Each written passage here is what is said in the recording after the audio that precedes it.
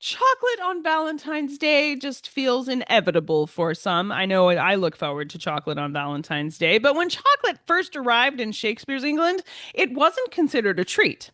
Chocolate was medicine. Let's find out more right now on That Shakespeare Life. Long before Europeans encountered chocolate, cacao held deep cultural and ritual significance in Mesoamerica. It was consumed as a bitter drink. It was often mixed with spices like cinnamon or nutmeg and associated with things like status, ceremony, and health.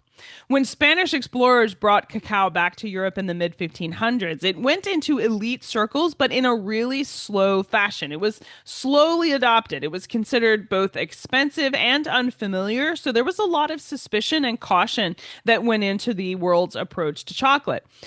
Chocolate was prepared as a drink, and it wasn't necessarily a round or shaped chocolate candy like we think of it today. And physicians of the 1500s severely debated the usefulness of chocolate in terms of its medicinal uh, practicality, its medicinal application. That's the word I'm looking for. In the mid 16th and 17th centuries, doctors would argue over chocolate's properties.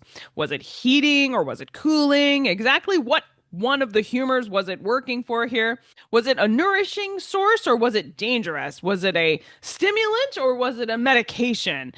Was it suitable for fasting? Entire medical treatises were written to classify chocolate within humoral theory, and that's the system that governed Renaissance medicine. And there was people on both sides of this debate. Chocolate would be actually prescribed for things like digestion, fatigue, and even melancholy. I know it helps with my melancholy. It was sometimes suspected of stimulating desire, but this was framed as a physiological concern and not as a romantic indulgence. You can only imagine where people went with that. Sweetened chocolate would actually come later on in history, so all of the chocolate for Shakespeare's lifetime is the bitter kind. Only centuries afterward did chocolate evolve into this solid confection or candies or things that you get in boxes. And the transformation depended on industrial sugar production and the evolution of ideas around chocolate being something as a treat or a fun thing to consume as opposed to strictly medicinal. So when we give chocolate out to our friends as a gift now, we're participating in a tradition far removed from Shakespeare's understanding of what chocolate was for. Chocolate wasn't understood as I love you for Shakespeare's England. It once meant, hey, this would be good for your health. I don't know. To me, those might be one and the same.